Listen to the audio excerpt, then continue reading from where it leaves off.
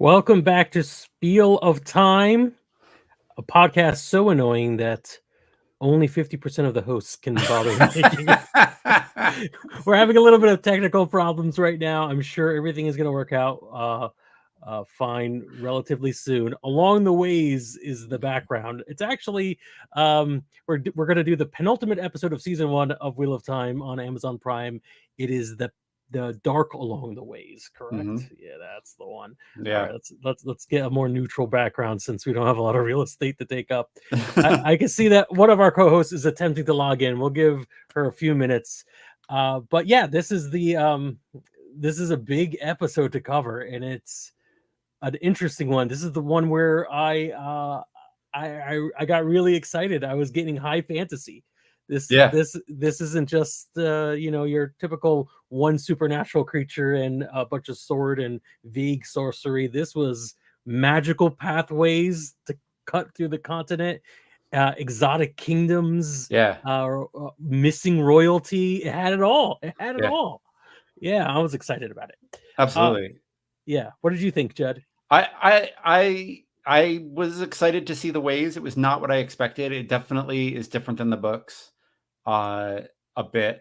And the way the rules are a little different than in the books. They're like combining a couple of different ways to magically travel to make it just one coherent thing. And yeah, it was a little confusing because like I just read about them in my reread. So, but I enjoyed it, and it was cool to see the ways. I definitely spent my high school life ripping these books off for my D&D games, and I realized that I had something that was pretty much the ways in a recent game, and I was like, "Oh man, I'm still ripping these books off. Like, wow. still, just doing it." And yeah, it was funny. It just like seeing it made me realize, oh man, I just used this. I called them something totally different. They were kind of something totally different, but at the end of the day, it was kind of very similar. And yeah, it was cool to see. That's interesting. Cool to see it. And that's not even getting to that cold open. I feel like that's the opening sequence of this one. We have to discuss the cold open. All right, yes.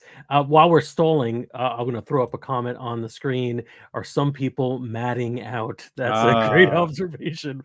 No, we're waiting for two of our hosts to come on, and I don't think I did any introductions. Matt is not on this show.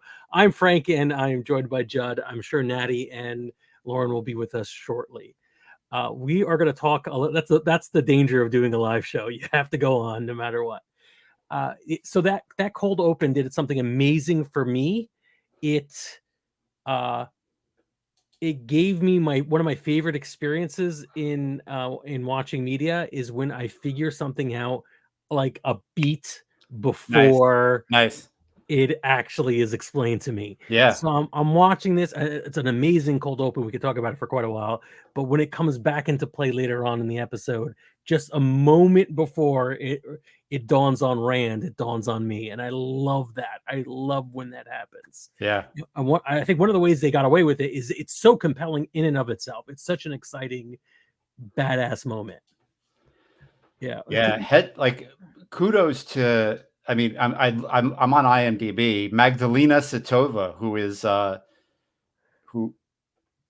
stunt woman who played Rand's mom in that. Wow, was she unreal? Yeah. Spoiler alert, but yeah, just an awesome performance. I mean, as if childbirth isn't harrowing enough. Let's just get people to try to kill you while you're doing it. Right. Are you guys talking about the blood snow? Yeah. Oh, yeah. I mean, come on. What else is there to talk about?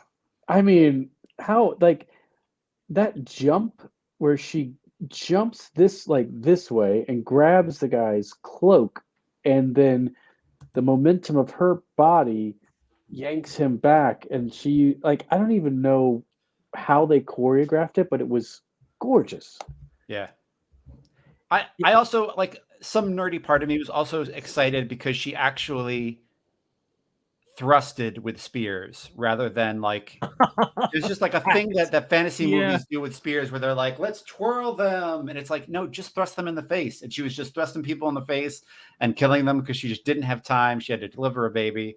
And I loved it. Anyway, it was very no nonsense. Yeah, it was very like, I gotta keep going because like this baby is coming. Yeah. Watching this with a house full of women was amazing because they were all like, yes, and they were it was a moment when the stabbing takes place, when she gets stabbed in the side, and they're devastated, and it really did. It was an amazing scene. And it ends with such like a cliffhanger, and somehow it just moved to the back of my mind. I did not think about it at all until the very end of the episode, where Rand's realization became my realization, and then it was just wonderful. Just a really well done. Oh, wow. Moment. Yeah, and I love it when that happens. It doesn't happen often, but I love it when it does happen. Nanny, what is your overall thoughts on this episode? What did you think of this penultimate episode of the season?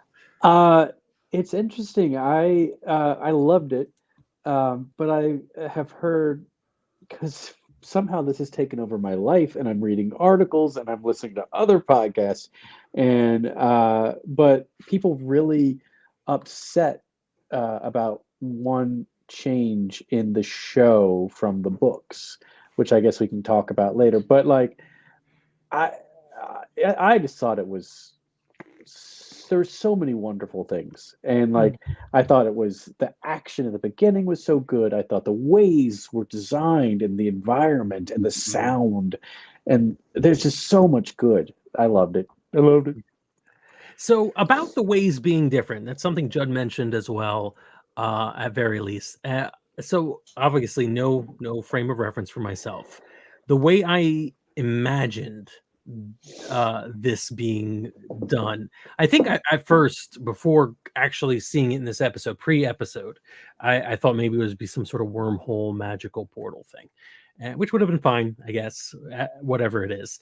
But the way it was depicted in this made me feel like it was, and I hate to do this, especially considering last week's episode, but an Underdark, a subterranean world that's a shortcut effectively, because you're going like in a ridiculous kind of Wellesian way, where you're cutting through the planet to get to another location faster as a straight line.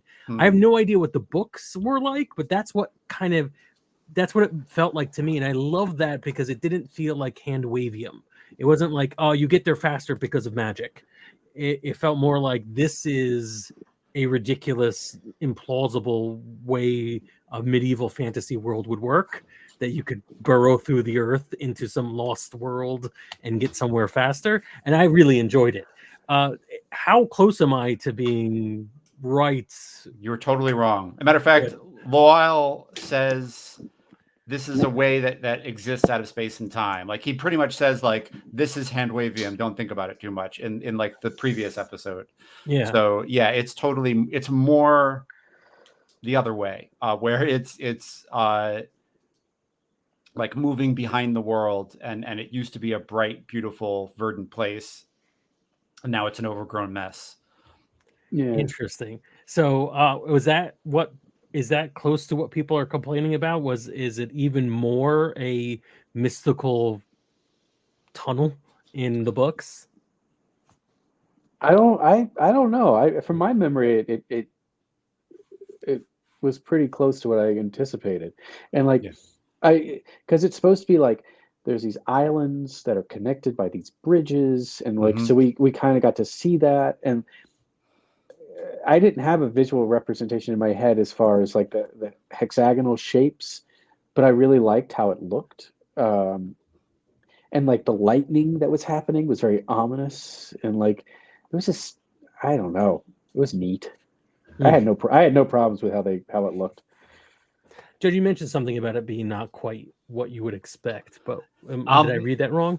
Yeah, in the books, the way it related to weaving was a little different, and channeling was a little different. In this, you had to like channel to open it. And in the books, there were like these little switches that look like leaves, and you put the leaf in place, and then it opened, and it meant that you could like take a leaf out and then like put it on the other side and like jam a door closed. It the way it related to channeling was a little bit different. And yeah.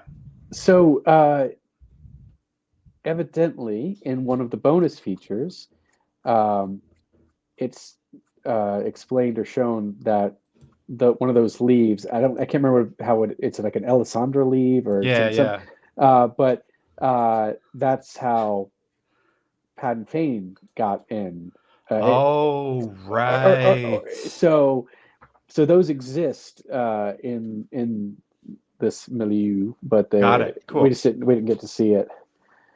Interesting. So. Got it. Interesting. Yeah. It felt a little different. Just the way the channeling was mentioned and talked about. But that's fine. It didn't take me out of it. I wasn't like cursing the screen or anything. I was just like, oh, this is a little different. Okay, moving on. Like I have so little invested that I just am like, yep, great. It's a little different. Yeah. Let's go. And that definitely seems to be the way to enjoy these things. Is to totally. Yeah. Allow for a little creative license or whatever. Right. I mean, just even from when they get in there and they Matt and they show it close, they have to go back and get him. And like I like that there was a lot more interplay between the kids in this one.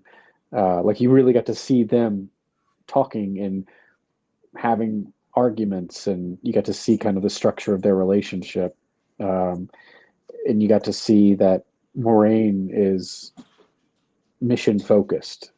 Like she's like, this is what we are doing, and damn everything else, basically. It's, but then when they're in there and you get to see, like, you hear the whistling again. You're like, what? The whistling. And then when the Trolloc attacks, and I think that it was kind of like that, not to bring it back to Lord of the Rings again, but when or I don't know if I think it's The Hobbit in the old cartoon when it's lightning's crashing and Gandalf's like, it might be the Mines of Moria, like, let's go, and dung, and they're running. Yeah. It kind of reminded me of that. There was a lot of Mines of Moria in my head while this was happening. It's impossible. We are beholden to the things we've seen before, but it still stood apart in its own way, and I did appreciate that. I do like how they were ramping up the paranoia between the different kids and their own self-doubt that's echoing in their heads to the winds, mirrored by things that they're doing, like how Perrin was able to see in the dark, and that was suspicious. And all these little clues that they're putting in, despite the fact that it is just moving the plot point forward, it feels like character moments, right? You feel like that you care that they are afraid of what's going on, and that they're for the first time confronted with the fact that they will definitely not survive this. Only one of them may, if they turn out to be the dragon.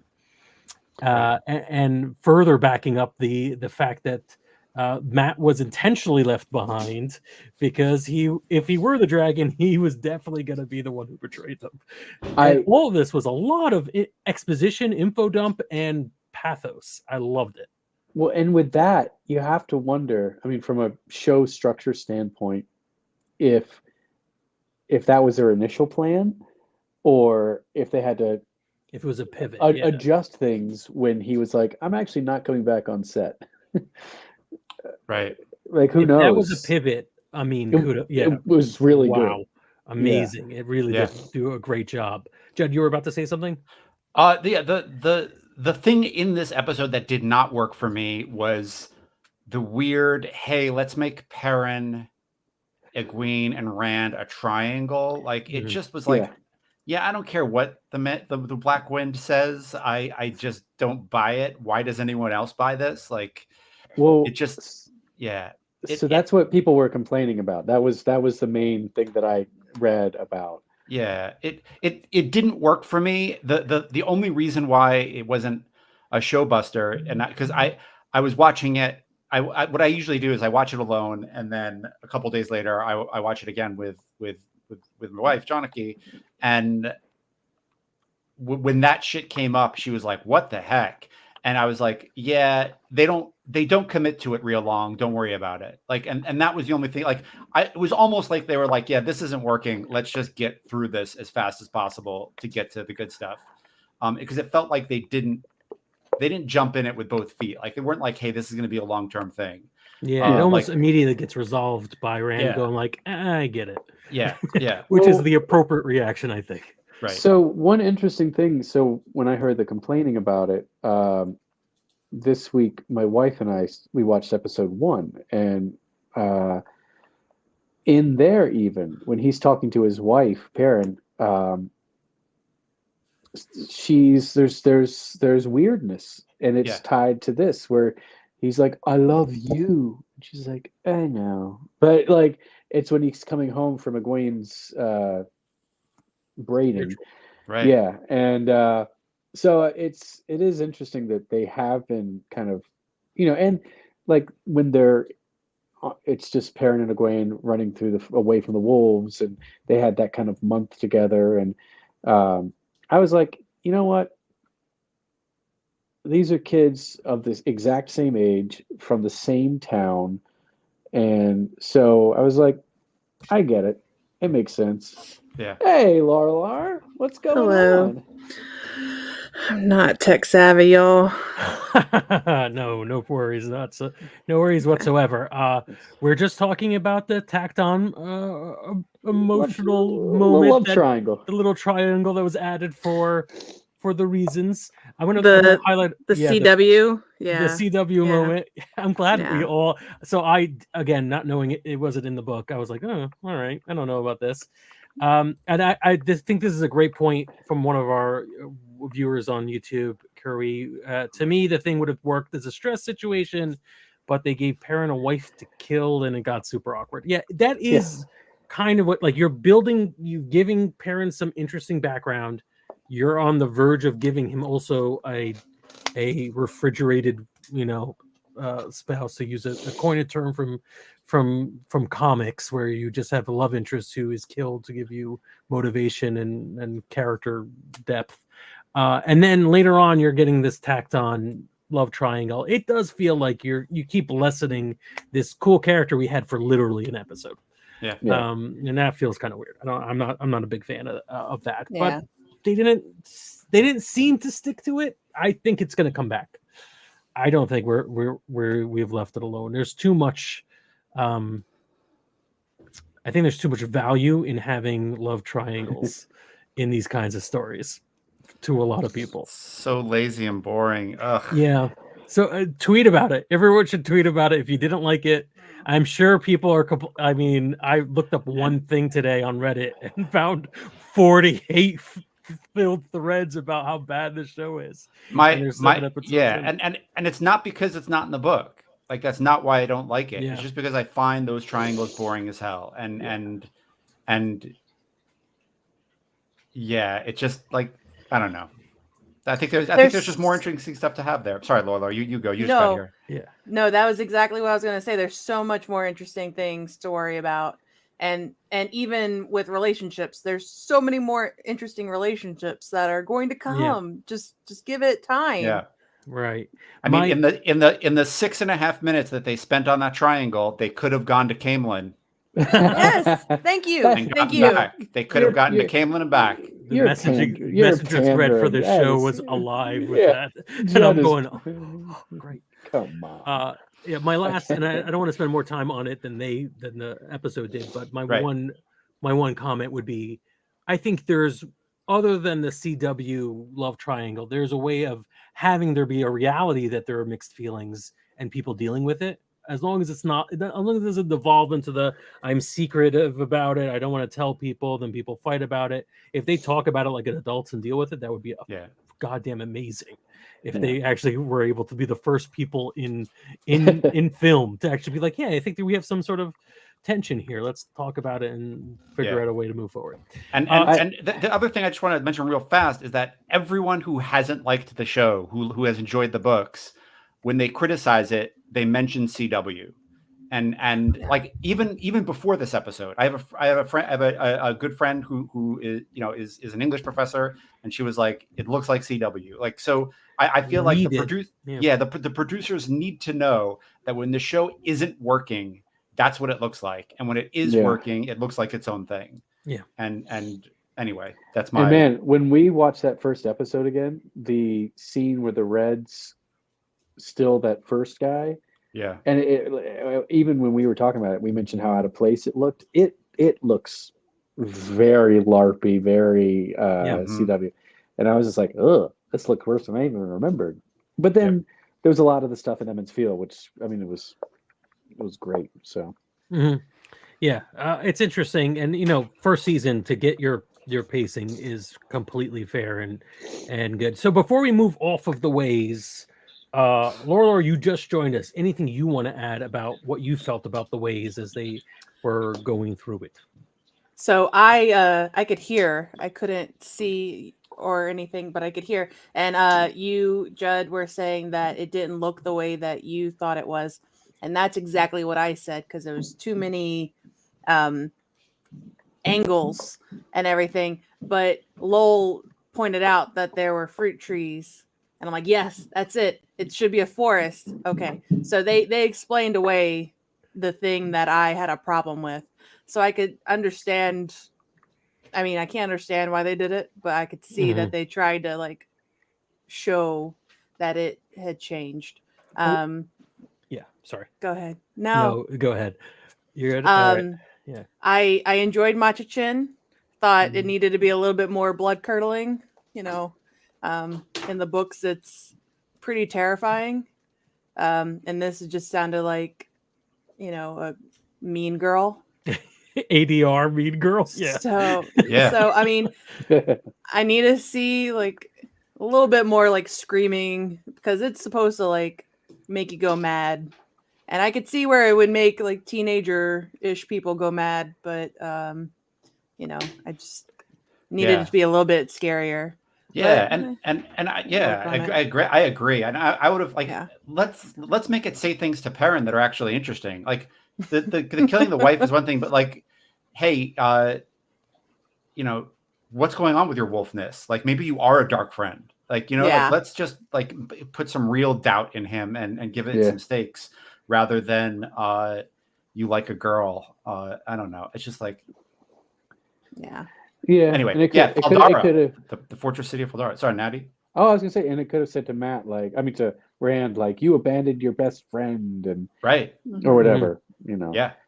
It would have been nicer if some of the doubts brought up were a little bit more serious than you're not that great, and people are going to realize it. It was a very high school, but I didn't even. I guess I wasn't impressed when they shook it off after they left. I'm like, yeah, good.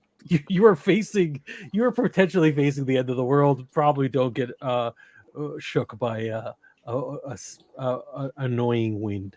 An annoying wind is not a good name for a monster. Is that another Christopher Guest movie? It's a sequel to the Annoying Wind. It should be much scarier, like blood coming out of your eyes and nose. Terrifying, right. And sometimes the best way to do that is to not do it, right? Just have people having your actors reacting to it and not be able to hear it. It's difficult to play fantasy in a way that is actually going to deliver that.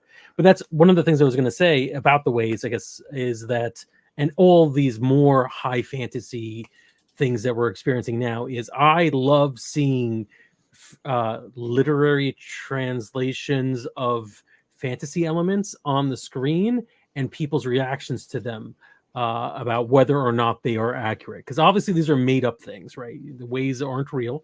It's one thing to say this character doesn't look the way I expected today and the character is a human, but the ways aren't real. So if you're saying that's not the way the ways are supposed to look, my question to you is, how is this magical world supposed to look? So again, using cultural shorthand, it's the Balrog question. What did the Balrog look like to people before the Lord of the Rings movies came out? Right. Right? You don't have consensus on that. Everybody has their own fantasy artists that they like the most.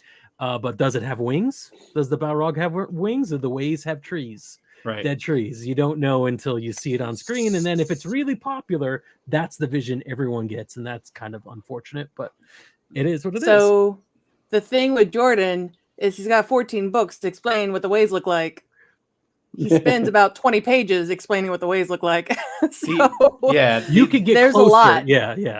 There's a whole lot. Yeah. The other thing about Jordan that I think is interesting when I'm rereading him is he uses repetition a lot because he wants you to remember things and he doesn't know if it's going to be a million words before he gets back to it. So he repeats things like almost there's almost like a sing-song rhythm to it, the way he writes. And he repeats a lot from a lot of different points of view. So he really drives things home. And also people have been living with this stuff for 20 some odd years. And so they've anyway, the fortress city of Faldarra. Anyway. Yeah. Let's move on. That city was awesome. I loved it. Badass. Yeah.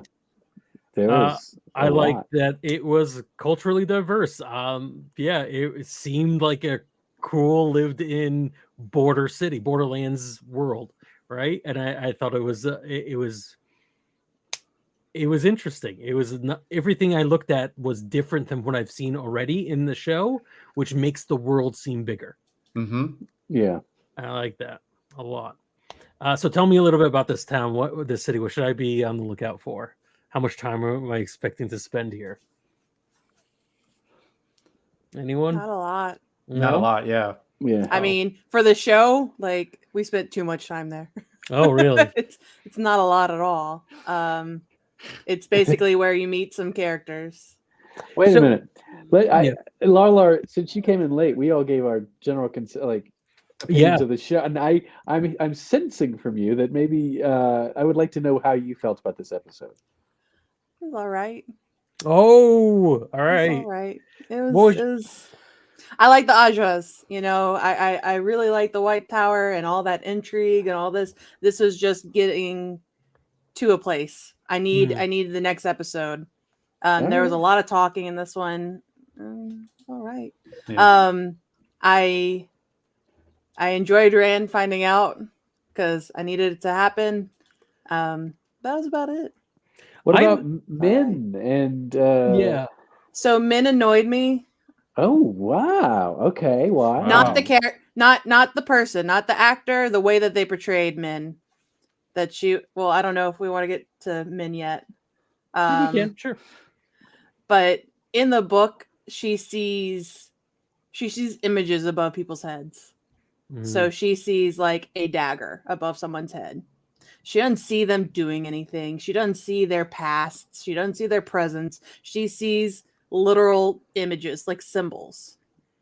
And so it's more like tarot reading than it would be a little movie playing. Yes. I got it. So you there's a lot more room for interpretation. It's not like I saw a baby being born on this mountain and this guy with a hair-marked blade took the child and really you see a heron and you have to figure out if it means a hair-marked sword or a bird in the swamp. That would have been much better. Right? That's much better. Yeah. It's so much more in the book because she doesn't know what she's looking at. She doesn't know if that's a good thing or a bad thing or anything. Kind of read like she didn't want to be bothered in this one. She doesn't. She was handling Bar. She's like, yeah, I saw that you were actually adopted, but I don't want to. I have to answer this question. Give me some time. I have to clean up this bar. Wow, yeah. So, and in reality, it's more of a mystery. It's she's not very sure different. Yeah.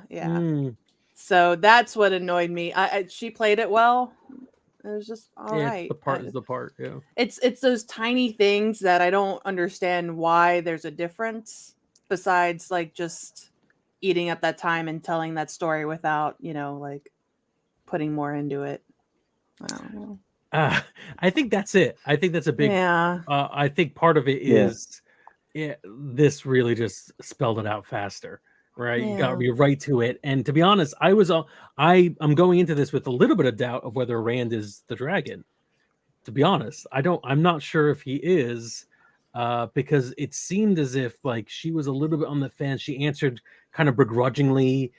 If that scene had been played differently as a tarot, if she said, "I saw the heron marked blade. I think you're the dragon," I'd be at least 50% doubt right now.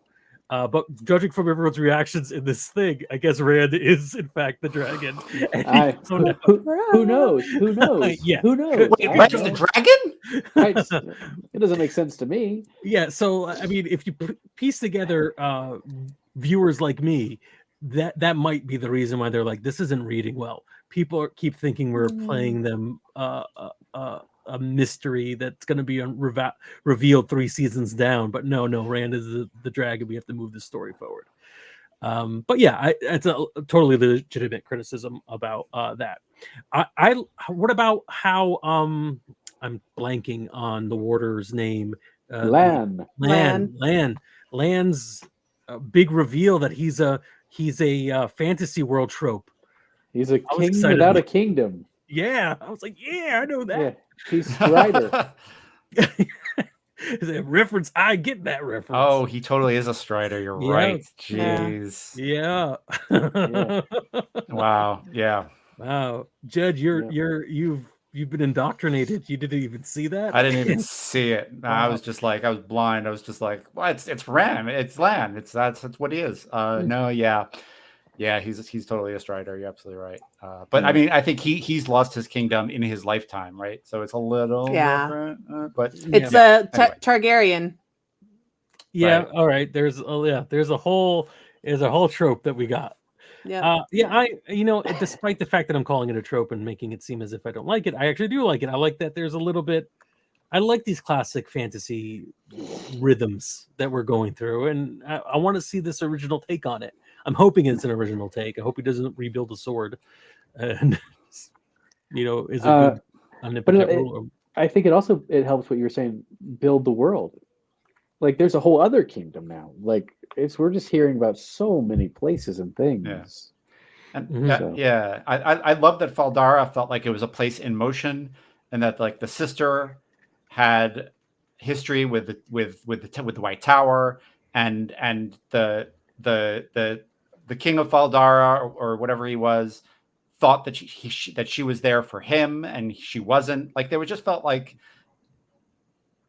it felt in motion. It felt like part of something bigger, like you said, Frank, and I liked that aspect of it. It was good. I just liked the way it was depicted, and the world buildingness of it was cool, and it looked good. Like I liked the way the guards were dressed. I liked that. I liked that the head of Faldarra has a black bird on his banner, and he's got these cool feathers on his shoulder pads. Oh yeah, and it was cool. Like the design was really good, which I like. Which I'm always on the lookout for, because that's an area where the show has fallen down for me. So when it hits it, I'm like, oh, there it is. That's good. Mm-hmm. And I thought they nailed Faldarra pretty hard. It was good. It looked different than the other cities. It felt different. It didn't just feel like Tar Valon with a different lighting. It looked neat. It wasn't Vancouver, and it wasn't necessarily New Zealand. Yeah. Oh yes. Yeah. What about the back and forth, which is an interesting way of putting it, between Nyveen and Lan in this? What are our feelings? The back and forth. First, following him, spying on him with his family, I thought was super adorable. I was like, just like looking through the window, seeing who he's in town to meet. Oh, but he did that crazy because she's watching him, and then she turns, and he's there, and I was like, that guy's a warder. Look at him. He's warding. Oh. Warder's got a ward. Yeah. But I like that. I mean, I think we hinted a bit this in an earlier episode, that they do have a relationship in the books, but I like that they're establishing it, I feel like, a lot earlier in this show than it is in the Yes. books. And I think Yeah. it does well for the show. And it's another shorthand thing of, we're not going to wait 5 seasons for this because no one's going to care. So let's just go ahead and build these characters out. See, that's where the CW could come in. You don't need the other CW part. There's your relationship right there. Absolutely. Right. Yeah. You don't need any more. Agreed. Yeah, Agreed. Land is not only Batman. Aragorn, but also Batman. Thank you. But I do like the pacing of their relationship, and I like how organic and real it feels. I was a little disappointed. I made a note of it that after their night together, Niveen, Naive. Naive. No, Naive. Nynaeve. 2 Nynaeve. ends. Thank you, Yeah. Nynaeve. Isn't smiling after their night. Like there seems like she's just like, all right, that was okay. I read her body language as mild disappointment in the night, which I'm like, oh man. No, I didn't get that. I didn't get that at Well, all. I thought it was like, I think I'm wrong because they did have the stay moment afterwards as he asked her to stay, which is cute.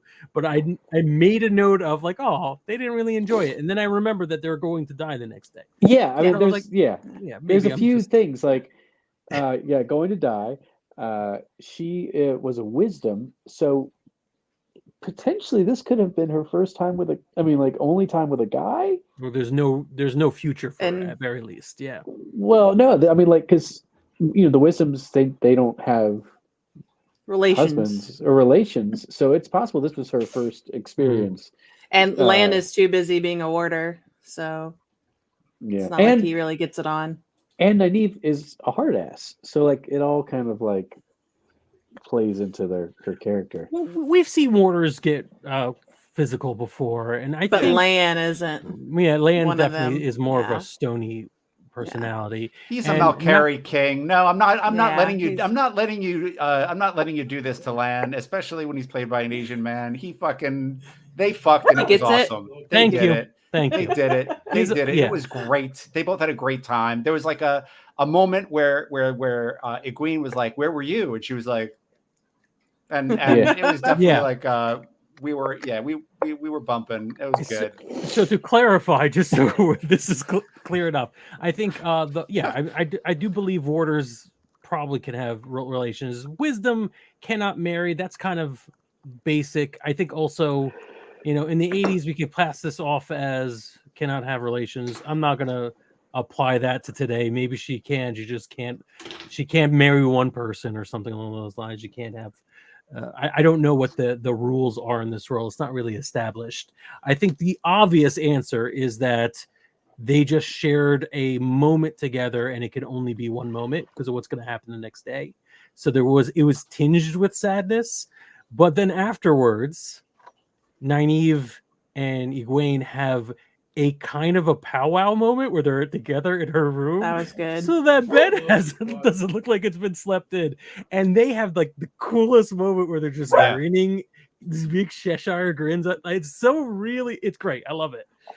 And I do my second note is the stay scene, which I thought was super romantic. It plays off really well. I'm sorry, my 3 notes were good night with 4 exclamation points because I was outraged that they say goodnight and she left. I was like, what?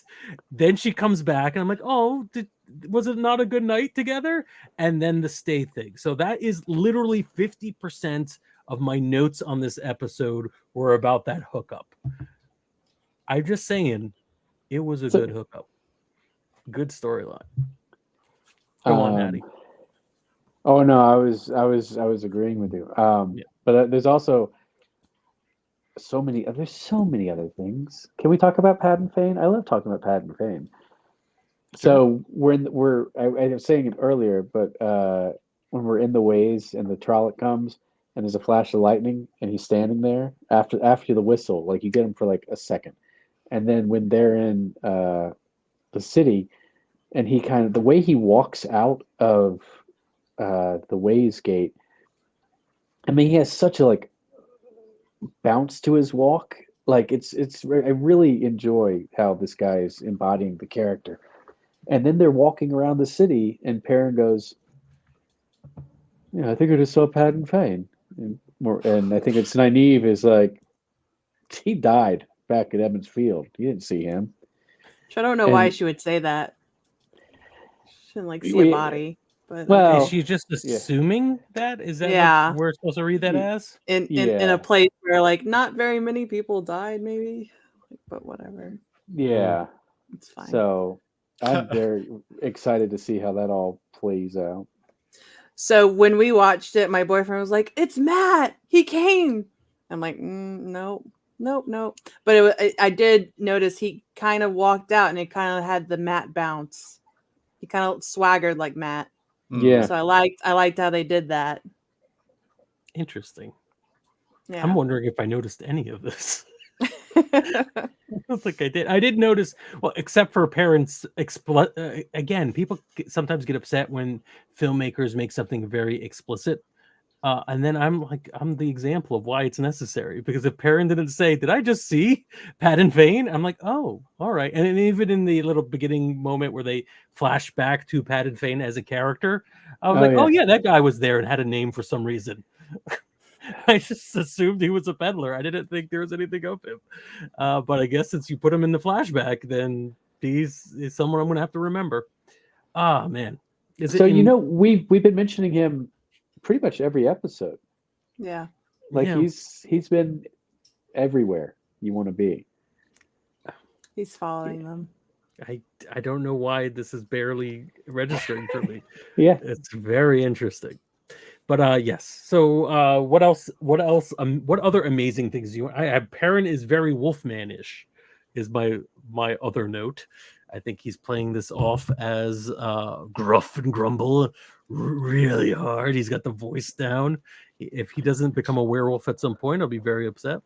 But then again, if you remember in earlier episodes of this show, I predicted that Perrin would be the Dragon Reborn. I mean, maybe he is. We don't know. It's a different turning of the wheel. Yeah.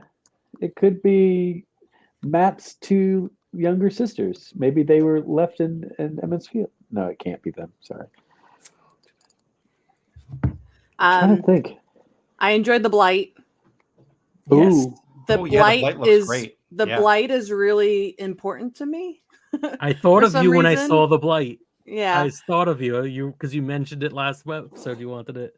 So the Blight is just something that is moving forward, just moving down from Shao Ghul, and just taking over. So that's why Faldarra is the way it is, because everything around them has been taken over. Malkieri's gone because it's in the Blight. So I really needed it to be awesome. And so like you were saying, in the books you have a different perspective. For me, the Blight looks like in War of the Worlds, that like plant. Red. Yeah. Yes, red, yeah. Sticky, gooey. But this worked. It was creepy. It worked. Cool. It cool. was. And I like the sound design of the Blight also. I keep going back. I think they're doing it had this creaking sound to it, kind of. Mm-hmm. I think they're doing nice, subtle things with sound. Because it's growing. Like that's it's always moving forward. It's always inching forward. Like vines on the march. Yes, and so the more powerful the Dark One gets, the faster that moves. So, Larlar, you said, is it Shao Ghul for Frank? That's the Eye of the World, right? Or is it? No, that's what is that?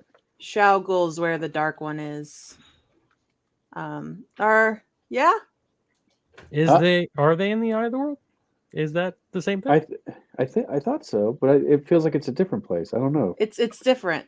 It's different. I mean, who knows? But Shao Ghul's where the Dark. It's basically Mordor. Mm-hmm. So basically, there are two towers. So we don't know which. No, we're done doing this. Well, no, Malkieri's 7 towers. We have 7 towers. Oh, well, there you go. It's completely different. different. So many more towers. Yeah. I can't wait think- for the episode that's called "The Return of the King." That one's going to be really Yeah. good. Yeah, and it turns out Land's not the king; it's somebody else. Oh, That's the twist. And we mentioned this briefly at the beginning, but I think we should all spend some time on it. Is the reveal of Rand as a dragon? I loved it. Again, as I said in the beginning, at the top of the show, I love it when media has me figure something out a moment before I'm told it. So I recalled that this episode I'm watching started with a redheaded pregnant woman fighting in the snow, which was an amazing scene that I would have never forgotten, but it just sort of slipped in the back of my mind because there was a lot of good things going on, including all these character moments. Like my Lan and Nynaeve was really 50% of my notes on this was their relationship with one evening with each other. So like I'm totally invested in their relationship. It's a will they, won't they, and then they do, and then I'm excited, and then and in the back of my head I'm forgetting about the dragon. I even forgot that the next day they were going to die. That's why I brought that up. So I'm like, why didn't they have a good night together? Because I'm just thinking about the couple, and I'm like, oh yeah, that's right, they're about to go to their death. That's you're one like, of the come on, reasons. guys. I'm Come on, back guys. into Have the fun. fantasy. Yeah, I'm back into the fantasy story Be so now. serious. And then a moment before, I'm like, oh yeah, that's right. They were trying to figure out who the dragon is. I remember the beginning of the episode, and that moment, that kind of like explosion in your mind, I love that. It was an amazing reveal for me. I really did. Otherwise, I would have been very disappointed that the obvious person who is obviously the dragon was the dragon. You know, the handsomest, whitest guy on the cast was the dragon. Oh yeah, all right, fine. But yeah, it worked out well for me. What about the rest of you? She had to wear her mask. That totally put me out of it. The ale when they fight, she they didn't- wear the mask. Oh, But that's fine. they're- It's fine. It's they're totally veiled. fine. I'm okay. Whatever. she was going through labor and fighting Whatever. 6 You guys. still put it on. And I get it because of TV. They want to show her face. But You must hate Marvel movies because There's- everyone is just mask off, mask off, mask off. Yeah. matter no, how I'm much they fine with give that. It's just the whole point of the AEO fighting is Mhm. wearing the mask, and Tom talked about how this wasn't enough. a fair death because they weren't wearing the mask. And Mhm. look, there's a woman who's That is- AEO fighting. That is fair. That is fair. Whatever. Point. Yeah, it is. You know- It is a pop point that they established and immediately dropped. But aside from that, what did you think of the reveal, the Rand reveal? I liked it. The Yeah. Rand was veal. good. The Rand Rand reveal veal. with mint jelly. I appreciate it. The only thing I was thinking is, if he did those kind of things, the with the magic, the one source, and there are other guys around, they would have seen too. Mm. But then I didn't think too hard into it because I'm like, that was still good. Yeah. So good reveal. But wouldn't the guys have had? Don't they have to be able to use the one power to see it? See, I don't remember. I don't I would remember. assume I that you would have. just know that females can't see it. Mhm. I don't Yeah. know if I need to go back and read. Some quick comments I want to just read out. If your water breaks, you could break the rule. I like that. I like that as a rule in Yeah. the universe. And she's not supposed to be pregnant. That seems more severe. Oh, they're not supposed to be pregnant. That's interesting. It's probably something I'm not supposed to know yet. So that's fine if we wait until that gets developed later on, if it in fact it is. Natty, what did you think of the Rand reveal? I loved it. It's funny because it's kind of can be a bad storytelling crutch, I think, to give you the quick cut flashback of like it's almost like Scooby-Doo, like remember this and this and this and this, and you're like, I was watching the show and but like when he knocks down the door and then they give the little wisp of was it sight in, and when he knocks the Trolloc off, it's like, and what was it when he was carrying Tam, right? Was another one of the ones they showed? Oh, I can't remember the montage in of the all them. ways. Yeah. Oh. No, not in the way, but like in Emmons Field when Tam got Hurt. Yeah. hurt, wasn't he using a little bit of his one power to get him back to the town? I forget. Maybe. Like so like it was all these things where you're just like, oh, this is a nice reveal. Okay, Mhm. so I liked it. Yeah, but I don't. Yeah, it wasn't really super overpowering with the. In my opinion, like seeing all those things didn't make me think, "Oh my god, it was in front of me the entire time," because it really was not. Everybody has done a miraculous thing once or twice in this, telling me that like, no, he knocked down a real heavy door. Yeah. It wasn't But like, that's oh my also- goodness. Like this That's wasn't also- this was a Kaiser Sose where I'm like, oh my god, it's all the clues. How could it be? Yeah. Yeah. But that's also super important because all of them have done remarkable things. Yeah. All of them are special. What Rand has done is very insignificant. And he's the one that's going to be fighting the Dark One next episode. Absolutely. So he looks like he's a little screwed. The least remarkable chosen Yeah. Yeah. Yeah. Which is a thing. Joe, what about you? What did you think of it? I was lukewarm on the reveal. Like I thought it was all right. It was like, okay, yeah, you had to get this done. You got it done. Good for you. Like I thought there were so many other cool things in this episode. And yeah. Yeah. Yeah.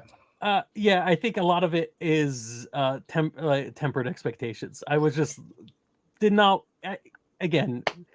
The most obvious person is the chosen one in this, and I'm like, all right, but the filmmaking choice of Mom in the beginning took it over the top for me, so I was glad for that. So we're running out of time.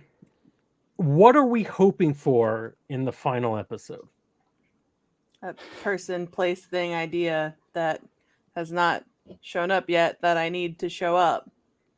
What? For God's sakes, private chat to me. For goodness sake, Laura. Like, yeah. What is? I promise I won't look. What is the first letter of this person's name? Or place, or thing, or idea? Wait, Yeah, it's going to be in the private chat. oh shit! There's a Yeah. private They don't have chat time for that. They don't have time for that. Oh my god! wait. You don't know how much temptation I have to. Oh click come on on! that. I'm not going to know He's like what it is. he's like the Tom Bombadil of Wheel of Time. Like, let's oh just be very no! real. I love Laura. You're still muted. You're which is muted. You're perfect. muted, Laura. It is You're muted. absolutely perfect to be screaming about Tom Bombadil. I'm muted. I need to see him. Okay, I need to see him, It's and fair. he's not I going to asked. show up, and I know he's not going to show up, but I need to see I him. can't resist Because he's I know awesome. the name's not going to mean. Yep, means nothing to me. So I clicked on it. There it is. Ho ho ho.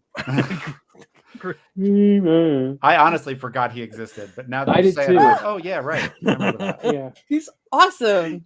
Well, if I you had also- pearls I- on, you'd be clutching them. I haven't read this in almost 30 years. I haven't read it in like 10. I still remember him. Hey, 30. you know what's fun? I don't even know what this comment is about, but is that correct, Lauren? Was he the skull at the end? I don't know. I don't know. At the That end may of just this be for you. episode? Watch It was it. a skull? Maybe it makes sense to you. It may not. I don't know. This could be all nonsensical. Natty, what are you looking forward to? What do you want in this last episode to be like happy with your life? I would big answer that, request. but I want a really quick comment on how awesome Nynaeve was in the ways with her explosion of power again. We get to really see how strong she is against Yeah. Smosh and Jen. And we also got to see, I think maybe we mentioned the last episode, so Rand, when he goes and like his way of dealing with things is to use his bow and arrow. And that's a really big thing. I think, Judd, you were mentioning it, where he Yeah. goes he I don't know if it'll be explained more, but it doesn't give anything away. But so Tam would say, focus on a white flame or white The flame. the flame, right? And let everything else go away. And it's so that you can like you are the bow, you are the arrow, and That's whatever. neat. I was really kind of hoping though, because when he was doing it, that he would. I wanted an arrow split because that's always such another Yeah. trope. But it's just like a fun like the last shot would just be like him going rah, push and push or whatever. It didn't happen. That's fine. I'm mixing up my shows. I thought maybe they mentioned it, but I think that was Hawkeye. No, I they think in Hawkeye he was did talking not. about splitting of the arrow.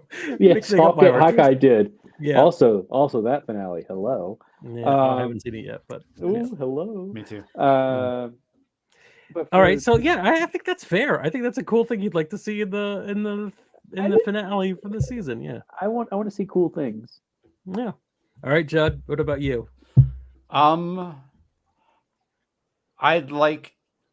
I don't know. I just kind of want to be set up for the next season. I just want to like leave a little bit hungry, and maybe feel good that it's not going to look like the CW in season 2. They've learned from their mistakes, and just like a little bit, not a full on cliffhanger, but a little hungry for more.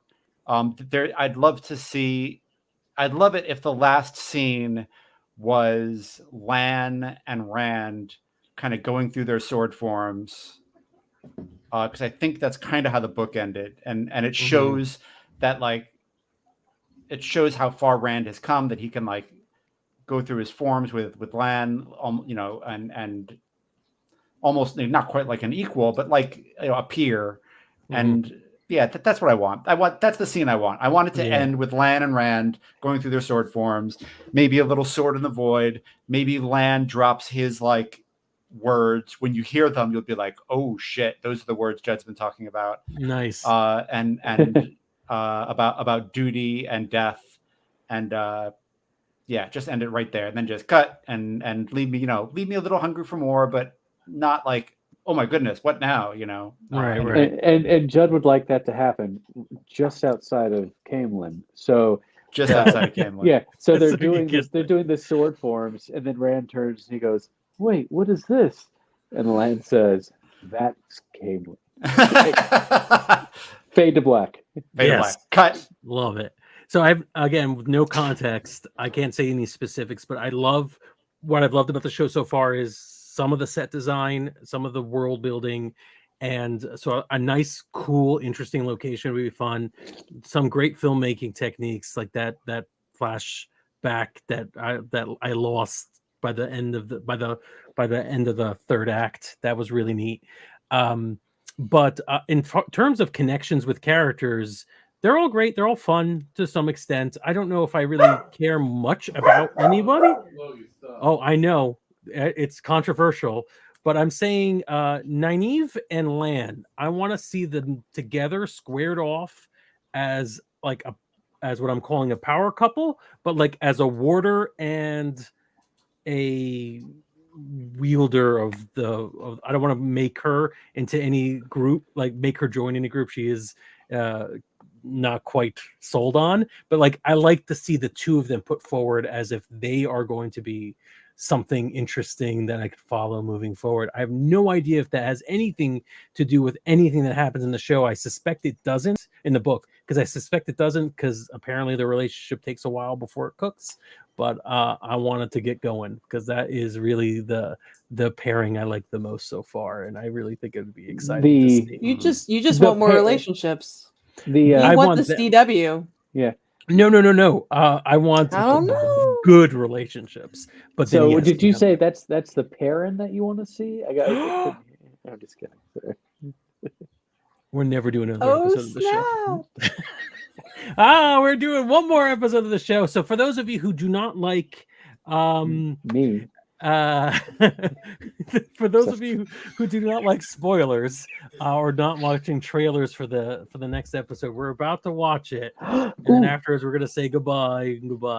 So one more episode probably of Spiel of Time for this season. I've got one more thing I want to say. For the cold open, I think we need to a cool cold open for the next episode would be seeing episodes 1 through 7 quickly through a montage in Padden Fane's point of view. That'd be nice too. That'd be my opening. That would be very helpful to this guy too. He's like, oh yeah, he was there. Hey, remember this guy? Yeah. Anyway, where's Waldo of Wheel of Time? He isn't Where's Waldo, right? That would be hilarious if you're just a guy. I'm just here. He's Gollum. He's Gollum is what he is. Oh, all right. I am going to play the trailer right now, and then we'll come back and say our goodbyes. Let's do it. I'm excited. We're getting closer. The Dark One's strength is building. The last battle is here. All 5 of you have a part to play. I promise you, when your life's on the line, the power will be there. The Wheel of Time, only on Prime Video. Loud as hell, but that was Very loud. only posted on Twitter, so also the aspect ratio, but interesting. Short. We're getting a big Too battle. short. Yeah, big battle. Battle is one of the things 5 I kinda armies. wanted. The big Yeah. Helm's Deep. Or Blackwater. I could do references. Yeah. Yeah. I'm excited about that. That also tends to be a ready explanation for why you have bottle episodes that take place in all one location or mostly in one location, and why you have episodes that seem like they're on a back lot in New Zealand because you're saving up budget for a big thing at the end. Which honestly, it worked for other fantasy shows. I get why they would do it, and it makes sense here. I don't know if it makes sense narratively in the story, I guess. I'm assuming there's a big battle in the first book, or else Robert Jordan got away with murder. If there wasn't a big battle in your fantasy book, what are you here for? We also got a nice glimpse of Dark Matt. Yeah, Matt's back. That's good. All footage they found on the cutting room floor. Yeah. Matt's like, Matt- what am I going to do now? Yeah. Shit, I guess I'll go to Camelin. I don't know. Whatever. Yeah, as long as we there it go to is, there it Camelin. is. He grabs all the horses and he's like, I'm going to go sell these suckers in Camelin. Land's Yeah. Land's horse war horse trainer. is going to make me a Yeah. fortune. Yeah. Come on, Bella. Come on, Mandarb? Mandy? Mandarb? Oh, Mandarb? good Yeah. one. Good one, Marla. Yeah. This is all clicks and whistles. I have no idea what's happening. He loves that horse, man. Loves that horse. I absolutely, I love, after decades of being a geek, I'm finally on the other side. Where I'm like, sure. Yeah. Sure, you guys yeah. just- Tony Stark is a iron giant. Got it. Whatever. Sure. Bit, whatever. bit by a spider, you're saying? Yeah, Interesting. people Oh, get bit by spiders and he controls spiders. I get it. No, it's fine. It's a thing. I get it. Nope. This is what I've been doing to people all these years. How's it feel? Shit. How's It it feel? feels kind of great. I love it. I really do enjoy this. You can't undersell this. It's really fun for me. And I was like, do I want to look at the private chat? And I look at those words and I'm like, nope, not a clue. So good. All right. See you next week for our last episode of the while. Hi, guest. And we're gonna wave as the music he comes ran in. away. He ran away. Yep, that's what's gonna happen. Bye in the last episode. bye. Matt's See gonna you show up next for a time. Thanks, guys.